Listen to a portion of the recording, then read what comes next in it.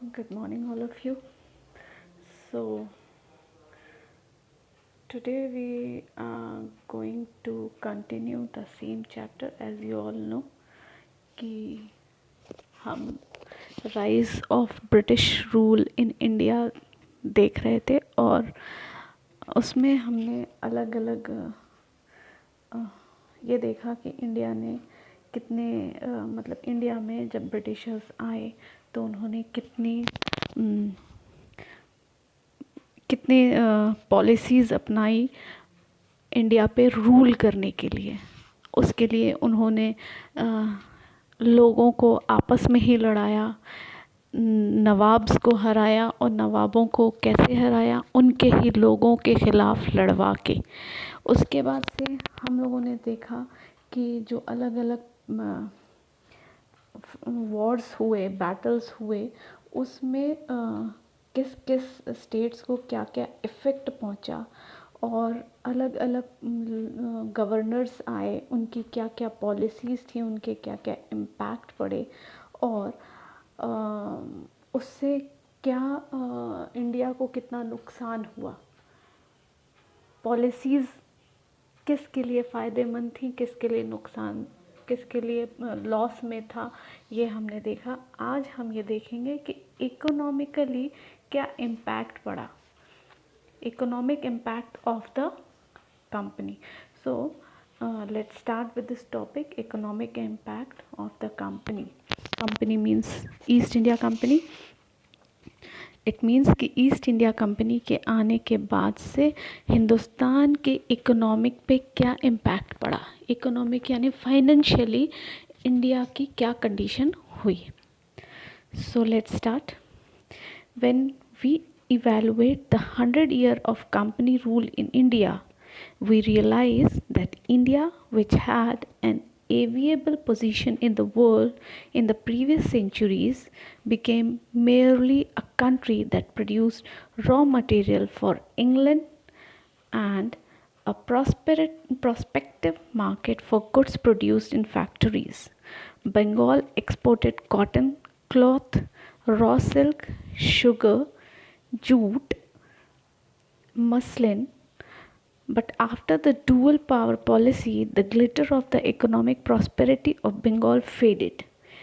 अब यहाँ पे क्या बोल रहे हैं कि when evaluate the 100 years of company rule in India, we realize that India, which had an enviable position in the world in the previous centuries, became merely a country that produced raw material for England and prospective market for goods production in factories. It means कि अगर India पे जब east India company ने rule किया तो अगर हम उसको इवैल्यूएट करें, अगर उसका कैलकुलेशन करें तो वी रियलाइज़, हम ये देखते हैं कि इसका जो असर, जो पोजीशन कि इंडिया की जो पोजीशन हुई वो पहले कभी ऐसी पोजीशन नहीं थी। इट मीन्स कि जो 100 साल अंग्रेज़ों ने हमारे देश पे राज किया तो उसका जितना बुरा इम्पैक्ट, इकोनॉमिकली जितना बुरा इम्पैक्ट पड़ा, वो पहले कभी भी इतना बुरा असर नहीं था। कैसे? Bengal exported cotton cloth, raw silk, sugar, jute, muslin, और but after the dual policy the glitter of the economic prosperity of Bengal faded. Bengal जो कि बहुत फेमस था और फाइनेंशियली बहुत स्ट्रॉन्ग था, इकोनॉमिकली बहुत स्ट्रॉन्ग था। क्योंकि वो cotton cloth, silk, raw silk, sugar, jute और मसलिन जो एक कपड़े का मटेरियल होता है, ये हमेशा से एक्सपोर्ट करता था अदर कंट्रीज़ में।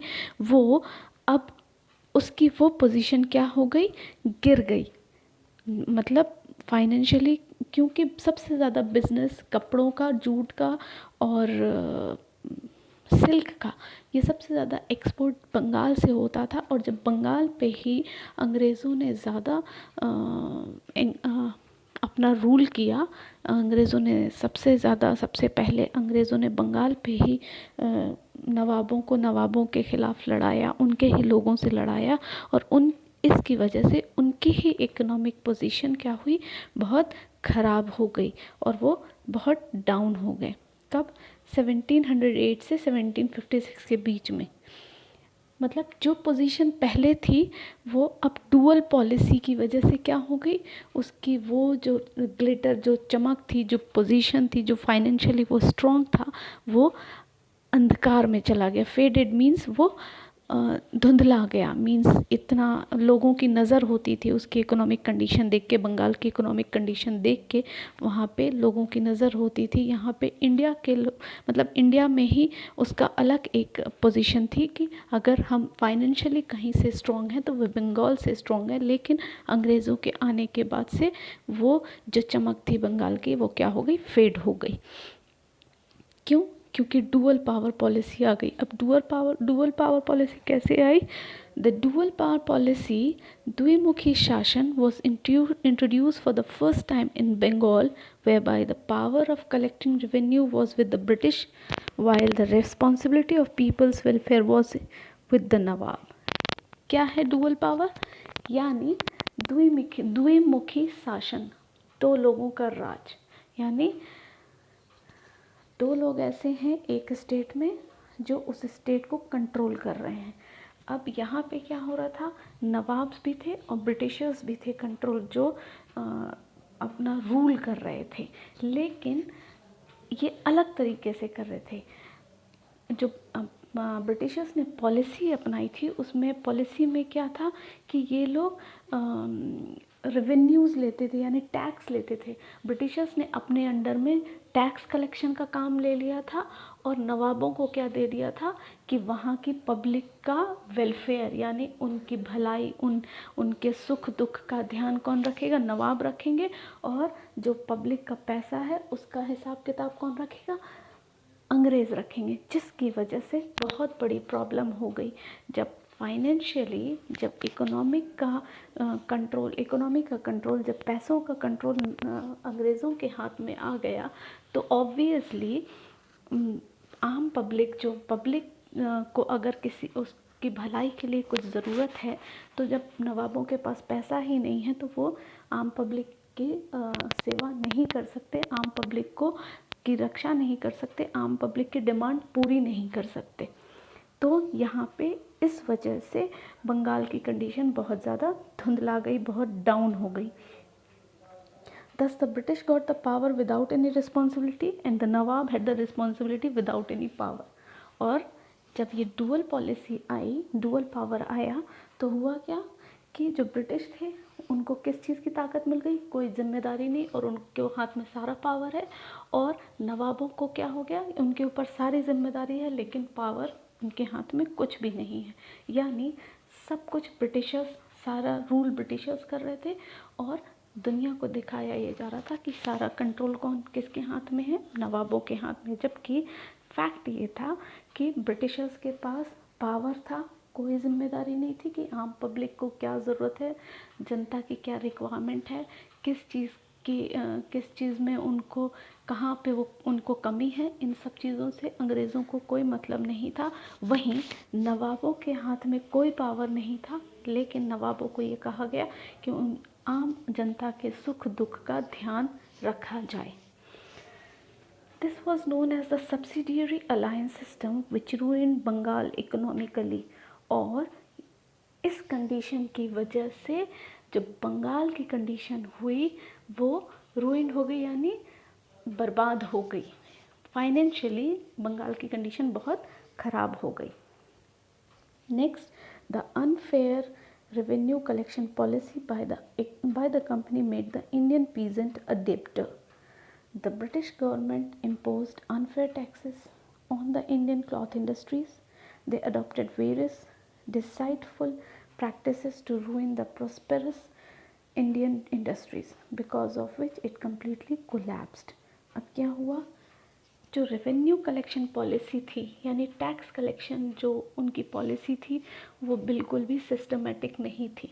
जो ब्रिटिशर्स ने पॉलिसी बनाई थी वो बिल्कुल सिस्टमेटिक नहीं थी, जिसकी वजह से मज़दूर क्या हो गए? मज़दूर बहुत ज़्यादा परेशान हो गए, मज़दूरों पे बहुत ज़्यादा बोझ पड़ने लगा। और ब्रिटिश गवर्नमेंट जो थी वो अनफेयर टैक्स लेती थी इंडियन क्लॉथ इंडस्ट्री से। क्योंकि ब्रिटिशर्स को पता था कि जो सबसे ज़्यादा एक्सपोर्ट होने वाली चीज़ इंडिया से थी वो थी क्लॉथ, कपड़े, अलग अलग मटेरियल, कपड़ों के अलग अलग मटेरियल। तो उन्होंने सबसे ज़्यादा कंट्रोल करना चाहा क्लॉथ इंडस्ट्री पे, और इस वजह से उन्होंने अनफेयर टैक्स लेने लगे, यानी बेवजह के टैक्स, कोई रीज़न नहीं है तब भी वो इंडस्ट्री से टैक्स लेने लगे, और जिसका असर वहाँ के मजदूरों पे, पीजेंट्स पे, लेबर्स पे, और जो हिंदुस्तान के किसान हुआ करते थे उन पे भी बहुत असर पड़ रहा था। They adopted various deceitful practices to ruin the prosperous Indian industry. उन्होंने अलग अलग तरीके अपना लिए थे टैक्स लेने के, अंग्रेज़ों ने अलग अलग तरीके अपना लिए थे टैक्स कलेक्ट करने के, और इंडिया के जो इंडियन इंडस्ट्रीज़ थी उसकी वैल्यू को गिराने के लिए वो हर संभव कोशिश करने लगे थे। The Indian artisan became poor and unemployed, और जिसकी वजह से क्या हुआ, जब टैक्स, वो अनफेयर टैक्स लेने लगे तो जो इंडियन आर्टिसंस थे, यानी ऑब्वियसली जो कारीगर थे और जो मजदूर थे इंडस्ट्रीज़ में काम करने वाले, वो क्या होने लगे, गरीब होने लगे, क्योंकि उनसे इतना ज़्यादा टैक्स लिया जाने लगा कि वो गरीब हो गए और धीरे धीरे वो बेरोज़गार भी होने लगे। The company traders forced the weavers of Bengal to sign contracts for providing definite quantity of cloth in a short period.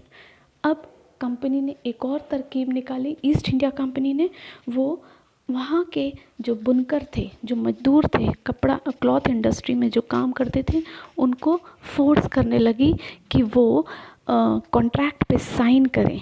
क्या साइन करें, कि वो बहुत कम पीरियड में उनके डिमांड को और क्वांटिटी को, जो भी क्वांटिटी मांगी जाएगी प्रोडक्शन की, कपड़ा बनाने की, क्लॉथ बनाने की, उसको बहुत कम टाइम में वो बना के देंगे, ऐसा उनको फोर्स किया जाने लगा। If the weaver refused he would be punished by being lashed और जेल्ड, और इनको फोर्स किया जाने लगा कि आप कॉन्ट्रैक्ट पे साइन करें, और अगर मजदूर साइन कर देते और अगर वो काम टाइम पे नहीं करके देते तो उनको अलग अलग तरीके से क्या किया जाता था, पनिश किया जाता था, जेल में डाल दिया जाता था। Before the arrival of the company, the Indian villages were self-reliant and prosperous, but under the company rule, they became dependent and poor. जब ब्रिटिश ईस्ट इंडिया कंपनी आई उससे पहले वहाँ के मजदूर बड़े इंडिपेंडेंट थे और अपने तरीके से काम करते थे, और उनके पास सफिशिएंट, वो इकोनॉमिकली वेल एस्टैब्लिश थे और उनके पास सफिशिएंट मनी हुआ करता था, वो गरीब नहीं थे। लेकिन जैसे ही ईस्ट इंडिया कंपनी हिंदुस्तान में आई तो सब क्या हो गए, मतलब ब्रिटिशर्स पे डिपेंड हो गए, और जिसकी वजह से उनसे बहुत ज़्यादा टैक्स लिया जाने लगा और वो गरीब होने लगे। During the rule of the East India Company, the first railway line between Mumbai and Thane and steamer service between India and England was started, and development of the ports in Mumbai, Madras and Kolkata also took place. हालांकि east India company ने हिंदुस्तान में आके कुछ अच्छे काम भी किए, जैसे मुंबई से थाने के बीच में रेलवे लाइन स्टार्ट हुई, उसके बाद से पोर्ट्स बने, पोर्ट्स यानी आप जो सी रूट है और अलग अलग मींस एयरपोर्ट्स या एयरलाइंस, एयरवेज, ये सारी चीज़ें भी अलग अलग जगहों पे बनी, लेकिन इनसे लोगों का, आम आदमी पे इनकी ब्रिटिशर्स का बहुत बुरा इम्पैक्ट पड़ा। ये इकोनॉमिकली इम्पैक्ट था, यानी इकोनॉमिकली ब्रिटिशर्स ने इंडियंस को बहुत ज़्यादा वीक कर दिया था। अब हम देखेंगे कि ईस्ट इंडिया कंपनी के ब्रिटिशर्स के आने के बाद से ब्रिटिशर्स का हिंदुस्तान पे, इंडिया पे जब रूल हुआ तो उसका इंडियंस पे सोशल इम्पैक्ट कैसा पड़ा। सो let's start. During the British administration, the spirit of freedom of speech and thought developed among people due to the development of newspapers. अब क्या हुआ, सोशल इम्पैक्ट थोड़ा सा अच्छा क्या पड़ा कि जब ड्यूरिंग द ब्रिटिश एडमिनिस्ट्रेशन, जब ब्रिटिश एडमिनिस्ट्रेशन आया तो अंदर से एक आज़ादी मिली अपने मन की बात कहने की, यानी स्पीच देने की, अपने थॉट्स को एक्सप्रेस करने की थ्रू व्हाट, न्यूज़पेपर। क्योंकि न्यूज़पेपर का डेवलपमेंट हुआ। न्यूज़पेपर का डेवलपमेंट कैसे हुआ? Develop among people due to the development of newspapers. लोगों को अपनी बात दूसरे तक पहुंचाने का ज़रिया क्या मिल गया? न्यूज़पेपर। हालांकि पहले भी न्यूज़पेपर होते थे, लेकिन इंडस्ट्रीज़ ऐसे नहीं होते थे, डिपार्टमेंट्स ऐसे नहीं होते थे। लेकिन ब्रिटिशर्स के आने के बाद अलग अलग डिपार्टमेंट्स हो गए, जिसकी वजह से थॉट्स ज़्यादा ईजीली एक दूसरे को स्प्रेड होने लगे। In the Indian society, certain wrong social customs, rites and rituals were prevalent during this time, like sati system, female infanticide, child marriage, etc. Raja Ram Mohan Roy, Durga Ram Mehta, Behram Ji, Melbari, etc. were the stalwarts whose role was instrumental in getting the laws passed with the help of Britishers. Britishers के आने से पहले India में कुछ अलग अलग प्रथाएं थीं, जो रिचुअल्स थी जो अच्छी नहीं थी। जैसे सती प्रथा चलती थी, यानी जो विडोज़ होते हैं जिनके हस्बैंड्स की डेथ हो जाती तो उनको हस्बैंड्स के साथ ही जला दिया जाता था। चाइल्ड मैरिज होता था, यानी 18 ईयर्स से छोटे जो 4 साल 5 साल 6 साल के भी बच्चों की शादी कर दिया जाता था। औरतों को बहुत ज़्यादा दबाया जाता था। लेकिन अंग्रेज़ों के आने के बाद से राजा राम मोहन रॉय, दुर्गा राम मेहता, बहराम जी मालबरी लोगों ने अंग्रेज़ों की हेल्प से इस पे एक नया लॉ पास किया। क्या? सती प्रथा को हटाया, चाइल्ड मैरिज पे लॉ किया कि चाइल्ड मैरिज नहीं होना चाहिए, औरतों पे ज़्यादा अत्याचार नहीं हो, मीन्स औरतों पे अत्याचार रोका जाए, इसके लिए भी लॉ बन गया। As the administrative framework in India was anglicized, there was a demand for people with knowledge of English. English education began to be imparted in India due to Lord Macaulay's endeavours, as recommended by Charles Wood. Universities were established in Mumbai, Madras and Kolkata. अब जैसे ही administrative framework हुआ India में, जैसे administration departments बनने लगे, यानी अलग अलग ऑफिसेज बनने लगे अलग अलग चीज़ों, तो अब डिमांड किस चीज़ की हुई कि ऐसे लोग जिनको इंग्लिश का नॉलेज हो। जब ब्रिटिशर्स ने देखा कि यहाँ पे इसकी भी डिमांड है, तो उन लोगों ने क्या किया? इंग्लिश एजुकेशन को इंडिया में स्टार्ट करने का प्लान बनाया। और उसके लिए उसमें सबसे ज़्यादा जिन्होंने सबसे ज़्यादा फोर्स किया वो थे लॉर्ड मैकॉलेज, और उन्हें रिकमेंड चार्ल्स वुड थे, उन्होंने रिकमेंड किया। और यूनिवर्सिटीज़ बनी हिंदुस्तान में अलग अलग जगहों पे। कहाँ कहाँ यूनिवर्सिटीज़ बनी? मुंबई, मद्रास और कोलकाता में। मुंबई यूनिवर्सिटीज़ किसके लिए बनी? कि कॉलेजेस खुले, ऐसे कॉलेजेस ऐसे स्कूल्स खुले जहाँ पे इंग्लिश के एजुकेशन दिया जाए। A whole class of people with knowledge of English developed because of English education. With the passage of time, this group made demands for social reforms and gave momentum to the process of reforms. और जैसे जैसे वक्त गुजरता गया, English education की demand बढ़ी, English की demand बढ़ने लगी, और लोगों में सोसाइटी में इसका बहुत ज़्यादा चलन होने लगा। यानी जो ब्रिटिशर्स का जब ब्रिटिशर्स इंडिया में आए, उनका रूल बढ़ा, तो पॉलिसीज़ ऐसी आई जो कि पब्लिक के लिए अच्छी नहीं थी, आम जनता के लिए, हिंदुस्तानियों के लिए, इंडियंस के लिए अच्छी नहीं थी। उनका जो इकोनॉमिक इम्पैक्ट अच्छा नहीं पड़ा इंडियंस पे, बट सोशल इम्पैक्ट थोड़ा अच्छा पड़ा। Now let's see the conclusion of this chapter. Thus, the East India Company came to India being allured by the prosperity and trade opportunity. The company rule in India produced certain good and bad results in the political, economic, social and cultural fields. The company adopted the policy of making England prosperous at the cost of India, and the reforms they made in the administrations for their own interest indirectly proved to be beneficial for India.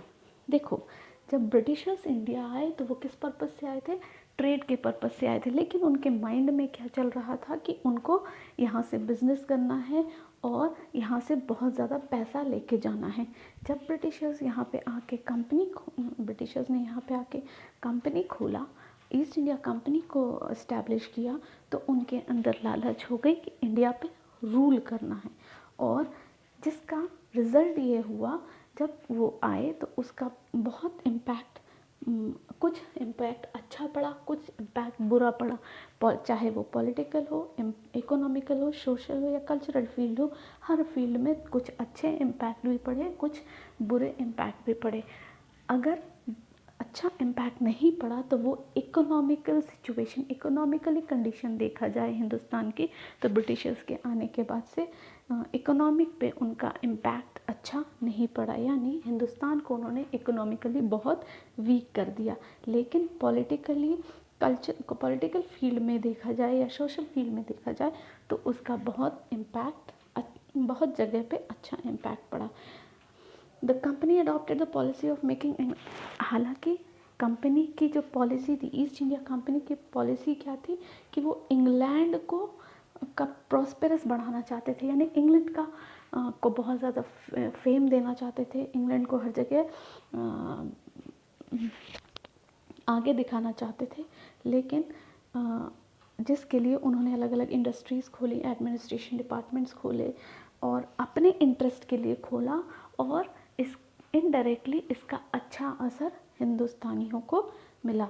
यानी इससे जो अलग अलग administrative departments खुले, office खुले, ये because of these Britishers, तो इससे इनडायरेक्टली बेनिफिट किसको हुआ? इंडिया को हुआ।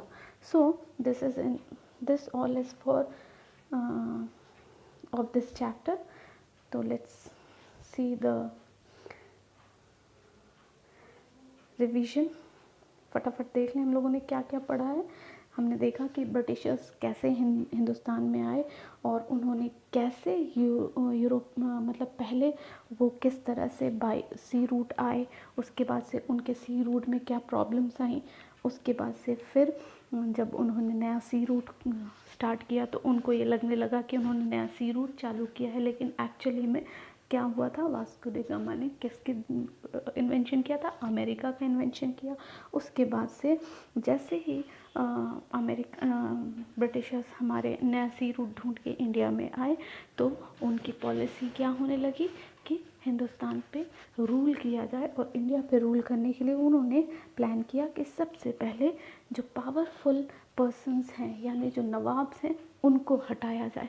और उनको हटाने के लिए उन्होंने उनके ही लोगों के खिलाफ उनसे लड़वा दिया। और सबसे पहला वॉर जो हुआ था वो था बैटल ऑफ प्लासी, जिसमें सिराजुद्दौला बंगाल के नवाब थे और उनके ही लोग मीर जाफ़र और सेठ अमीर चंद के से लड़वाया गया। उसके बाद से मीर जाफ़र को वहाँ का नवाब बना के अंग्रेज़ जो ब्रिटिशर्स थे वो मीर जाफ़र के थ्रू खुद रूल करने लगे। फिर कुछ टाइम बाद उन्होंने ये देखा कि मीर जाफ़र को चेंज करके उन्होंने मीर कासिम को नवाब बनाया। और जब अंग्रेज़ों ने ये देखा कि मीर कासिम ज़्यादा डिवोटी हैं, वो ज़्यादा देशभक्त हैं, अपने जगह अपने लोगों के लिए ज़्यादा सोचते हैं, तो हिंदुस्तान जो अंग्रेज़ थे उन्होंने क्या किया? अगेन मीर जाफ़र को नवाब बना दिया। अब जब मीर कासिम ने ये देखा कि अंग्रेज़ ज़्यादा हमारे ऊपर पावरफुल हो रहे हैं, तो मीर कासिम ने क्या किया कि मुग़ल के एम्परर और अवध के नवाब के साथ मिलके वॉर डिक्लेयर कर दिया ब्रिटिशर्स कंपनी के ख़िलाफ़, ब्रिटिशर्स के ख़िलाफ़। लेकिन उसका रिज़ल्ट ये हुआ कि ब्रिटिशर्स ये वॉर जीत गए और इस तरह से ब्रिटिश कंपनी का रूल बढ़ गया और मजबूत हो गया। देन उसके बाद से मराठास के साथ उनकी लड़ाई हुई, टीपू सुल्तान के साथ लड़ाई हुई। टीपू सुल्तान बहुत मजबूत थे और वो जल्दी झुके नहीं, तो उन्होंने क्या किया? टीपू सुल्तान को हराने के लिए मराठास के साथ हाथ मिलाया। अंग्रेज़ों ने मराठास के साथ मिल के प्लान किया और टीपू सुल्तान को जंग के मैदान में ही मरवा दिया, यानी वो हार गए और उनकी जंग के मैदान में ही उनकी डेथ हो गई। और इस तरह से फिर धीरे धीरे करके जब इंडिया ब्रिटिशर्स और मजबूत हो गए तो उन्होंने हिंदुस्तान में अलग अलग पॉलिसीज़ लानी शुरू की। अलग अलग गवर्नर जनरल्स हुए और जिनकी अलग अलग पॉलिसीज़ इंडिया में आई, और पॉलिसीज़ के बहुत कुछ अच्छे इम्पैक्ट भी पड़े, कुछ बुरे इम्पैक्ट भी पड़े। सबसे बुरा इम्पैक्ट पड़ा तो वो इकोनॉमिक इम्पैक्ट बहुत बुरा पड़ा, जिसकी वजह से इंडिया बहुत फाइनेंशियली बहुत वीक हो गया। अच्छा इम्पैक्ट जो पड़ा वो सोशल इम्पैक्ट अच्छा पड़ा, क्योंकि ब्रिटिशर्स से पहले इंडिया की सोसाइटी में बहुत से ऐसे रूल थे जो सही नहीं थे लोगों के लिए, आम जनता के लिए, जैसे सती प्रथा, चाइल्ड लेबर, और जो औरतों पे, जो वुमेंस पे जो प्रेशर डाला जाता था, वुमेंस को ज़्यादा दबाया जाता था, ये सारे लॉज चेंज हुए। एडमिनिस्ट्रेटिव डिपार्टमेंट्स बने, न्यूज़पेपर के थ्रू लोगों ने अपने थॉट्स एक दूसरे को पास करना शुरू कर दिया। ये सारी चीज़ें अच्छी हुई। यानी अगर इन शॉर्ट हम कंक्लूजन देखें तो ब्रिटिशर्स हमारे इंडिया में आए अब बिज़नेस करने के लिए। यहाँ आके उन्होंने हमारे ऊपर रूल करना चाहा और रूल किया भी, और इनडायरेक्टली वो यहाँ आए थे इंग्लैंड को ज़्यादा पावरफुल बनाने, लेकिन इनडायरेक्टली कहीं ना कहीं उनका अच्छा असर हमारे ऊपर हुआ। यानी इकोनॉमिकली अगर सोशली देखा जाए तो उसका असर हमारे ऊपर अच्छा हुआ। जैसे इंग्लिश एजुकेशन बढ़ा, एडमिनिस्ट्रेशन हमको उनसे ही सीखने को मिला। एडमिनिस्ट्रेटिव अगर देखा जाए तो उन्होंने ही इस्टेब्लिश किया, और अलग अलग जो लॉज थे, वुमेंस को जो पावर मिले, वुमेंस के लिए जो पॉजिटिव लॉज बने, वो उनके ही हेल्प से मिले। सो this is for today's lecture, and after then ये चैप्टर ख़त्म हो जाएगा। उसके बाद से आप लोगों को क्वेश्चन आंसर करना है। You have to write the answer of this question by yourself, और इन क्वेश्चन आंसर्स में आपको अगर कहीं कोई डाउट हो then you can ask to me. Now I am going to end the lecture. Till then take care, और if you have any doubt you can ask me, but yes question answer आपको खुद से ही करना है। नहीं बनेगा then I will help you. Thank you.